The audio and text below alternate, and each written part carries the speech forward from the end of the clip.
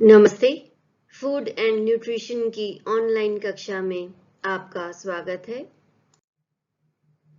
हम पढ़ रहे थे प्रोटीन्स के बारे में और आज हम जानेंगे कि प्रोटीन की रिक्वायरमेंट्स और सोर्सेज क्या हैं, अर्थात हमारे दैनिक जीवन में प्रोटीन की क्या आवश्यकता होती है और हमारे भोजन के स्रोत कौन कौन से हैं जिनसे हमें विटामिन प्राप्त होता है। आइए पहले बात करते हैं कि प्रोटीन की दैनिक आवश्यकता क्या है। प्रोटीन की दैनिक आवश्यकता को प्रभावित करने वाले कुछ मुख्य कारक हैं। व्यक्ति की एज के अनुसार प्रोटीन की आवश्यकता बदलती है।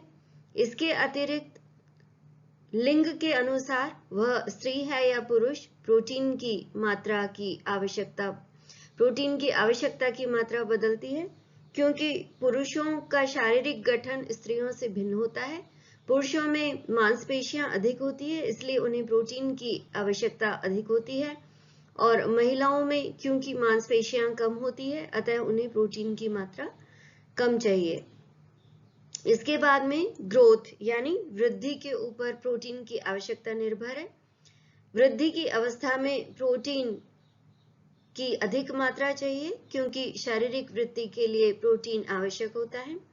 इसके पश्चात फिजियोलॉजिकल वेरिएबल यानी फिजियोलॉजिकल स्टेज क्या है शरीर की, जैसे कि गर्भवती महिला और धात्री महिला के लिए प्रोटीन की आवश्यकता सामान्य महिला से अधिक होती है।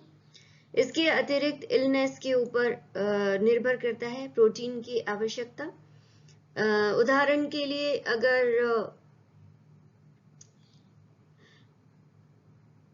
किडनीज खराब है या यकृत खराब है तो प्रोटीन की मात्रा को कम करना होता है, और अगर मेरास्मस है या प्रोटीन एनर्जी मालन्यूट्रिशन है तो प्रोटीन की मात्रा को बढ़ाना होता है।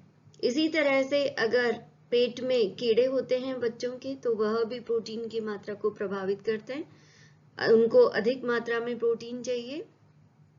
इसके अलावा emotional disturbances and stress situations भी प्रोटीन की मात्रा को या आवश्यकता को प्रभावित करते हैं।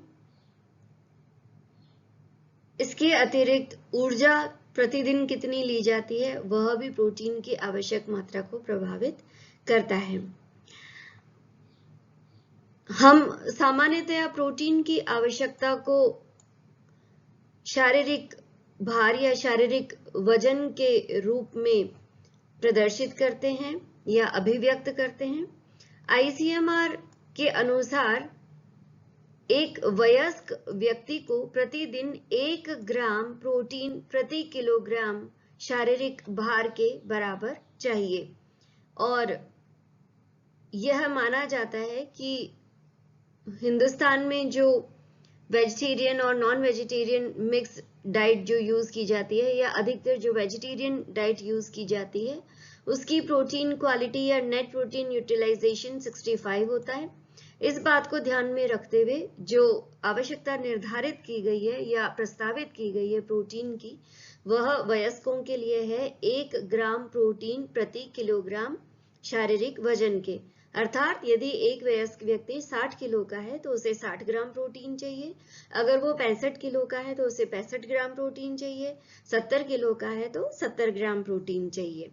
इसी प्रकार से जो एनिमल फूड है उनके द्वारा हमारे प्रतिदिन जितना प्रोटीन इंटेक लेते हैं या प्रतिदिन जितना प्रोटीन लेते हैं उसका आधा या 1/3 भाग एनिमल सोर्सेज से प्राप्त होना चाहिए, और 2/3 भाग बच्चों में एनिमल सोर्सेज से प्राप्त होना चाहिए। इसके अलावा प्रेग्नेंट और लैक्टेटिंग वुमेन को भी एनिमल स्रोतों से प्राप्त प्रोटीन अधिक मात्रा में लेना चाहिए, और यह पूरे दिन का 2/3 भाग होना चाहिए।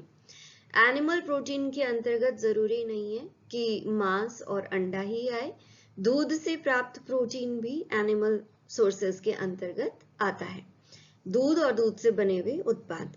इसके बाद में प्रोटीन की जो आवश्यकता है वह 3 से 5 ग्राम प्रति किलोग्राम शारीरिक वजन के। अर्थात यदि एक वयस्क व्यक्ति 60 किलो का है तो उसे 60 ग्राम प्रोटीन चाहिए, अगर वो 65 किलो का है तो 65 ग्राम प्रोटीन चाहिए, 70 किलो का है तो 70 ग्राम प्रोटीन चाहिए। इसी प्रकार से जो शारीरिक रूप से सक्रिय लोगों में ज्यादा होती है, जैसे जो खिलाड़ी होते हैं, एथलीट होते हैं, उनको प्रोटीन की आवश्यकता सामान्य लोगों से अधिक होती है। सामान्यतया प्रोटीन की आवश्यकता पूरी करने के लिए प्रोटीन सप्लीमेंट्स की आवश्यकता नहीं होती है, अतः यह कोशिश करनी चाहिए कि हम प्रतिदिन आहार के द्वारा ही प्रोटीन की आवश्यकता को पूरा करें, ना कि उनके सप्लीमेंट के द्वारा।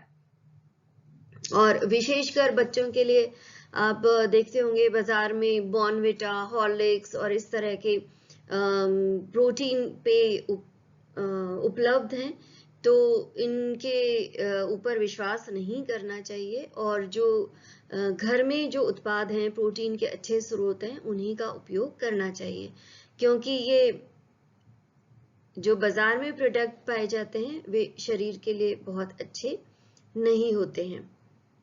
इसके अलावा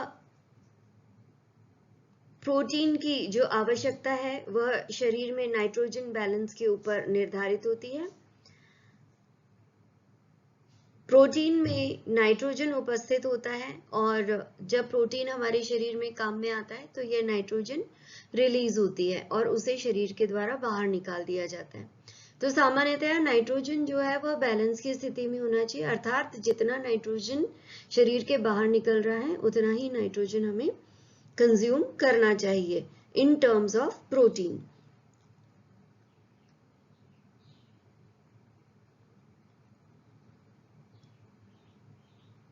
सामान्यतया एडल्ट्स के लिए, जैसा कि मैंने अभी बताया, जितना प्रोटीन या जितना नाइट्रोजन निष्कासित होता है उतना ही नाइट्रोजन उन्हें लेना चाहिए।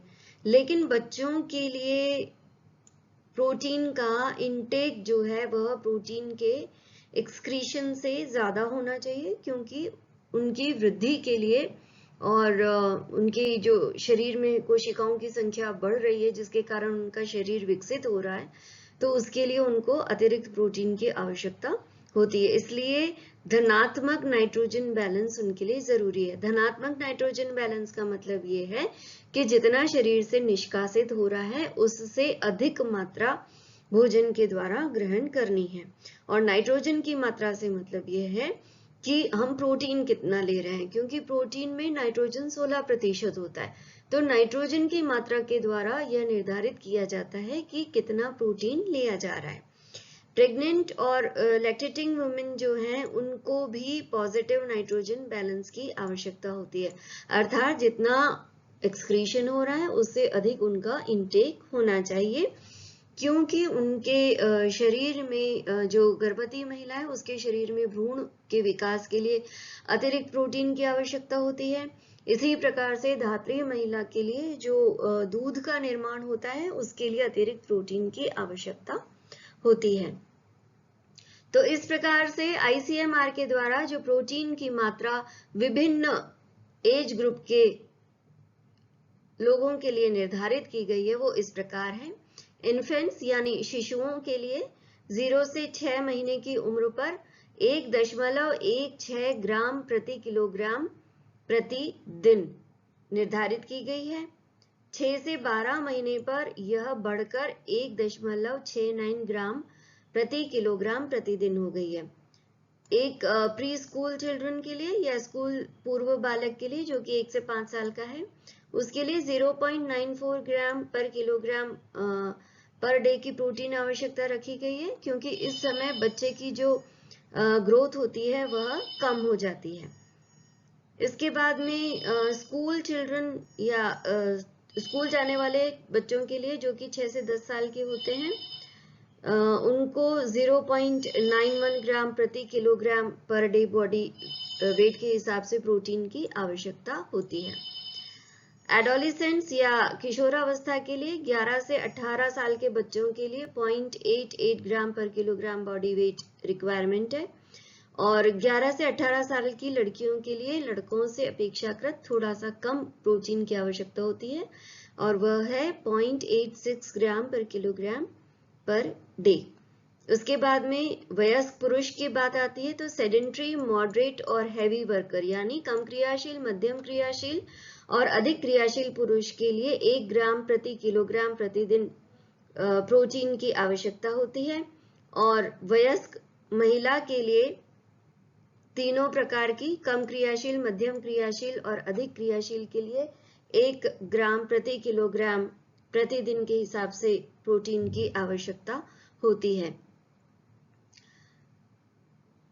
गर्भवती महिला के लिए प्रोटीन की आवश्यकता 78 ग्राम प्रतिदिन निर्धारित की गई है, जबकि लैक्टेटिंग वुमेन के लिए पहले 6 महीने के लिए 74 ग्राम प्रतिदिन और बाद के 6 महीने के लिए 68 ग्राम प्रतिदिन प्रोटीन की रिक्वायरमेंट रखी गई है। ऐसा इसलिए क्योंकि प्रथम 6 महीने में जो बेबी है वो सिर्फ माँ के दूध के ऊपर निर्भर रहता है, और बाद के 6 में वह सप्लीमेंट्री फूड लेने लगता है, और साथ ही दूध की मात्रा भी कम हो जाती है। यह आप देखिए कि प्रोटीन की रिक्वायरमेंट बता रखी है भारतीयों के लिए प्रतिदिन। अभी मैंने आपको प्रति किलोग्राम बॉडी वेट के हिसाब से बताया था। अब ये स्टैंडर्ड जो मानक पुरुष है उसके लिए 60 ग्राम पर डे, फिर वुमेन के लिए 55 ग्राम पर डे, प्रेग्नेंट वुमेन के लिए 78 ग्राम, लैक्टेटिंग वुमेन के लिए पहले 6 महीने में 74 ग्राम, फिर 68 ग्राम प्रतिदिन, और इस तरह से इन्फेंट्स का देखिए, और बच्चों के लिए विभिन्न एज ग्रुप के जो बच्चे हैं उनके हिसाब से प्रोटीन की रिक्वायरमेंट दे रखी है। अब हम बात करते हैं प्रोटीन के स्रोतों की। तो प्रोटीन 2 प्रकार के स्रोतों से हमारे आहार में मिलता है, प्राणिज स्रोत और वनस्पति स्रोत। प्राणिज स्रोत जो प्राणियों से प्राप्त होते हैं, जैसे दूध, मांस, मछली, अंडा, चीज आदि। इसके अलावा वेजिटेबल सोर्सेज जिसमें दालें मुख्य रूप से, उसके बाद सीरियल्स, तिलहन, नट्स, ऑयल सीड्स आदि वेजिटेबल सोर्सेज के अंतर्गत आते हैं। इसमें एनिमल फूड्स में प्रोटीन अच्छी क्वालिटी का होता है, जैसे मिल्क में 3.2 से 4.3 ग्राम प्रति 100 ग्राम होता है, मीट में 18 से 26%, एग में 13%, मछली में 15 से 23% मीट होता है। प्लांट फूड्स में मीट की मात्रा कम होती है, लेकिन सोयाबीन में बहुत अच्छी मात्रा में होता है, और अन्य में जैसे वसाओं में और शर्कराओं में प्रोटीन बिल्कुल नहीं होता है।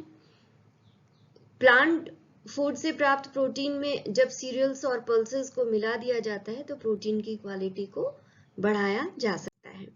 तो इस प्रकार से हमने जाना कि प्रोटीन की रिक्वायरमेंट और उसके स्रोत क्या हैं। आपने यह वीडियो ध्यान से सुना, इसके लिए आपका बहुत बहुत धन्यवाद। अब अगले टॉपिक के साथ मैं पुनः उपस्थित होंगी। नमस्कार।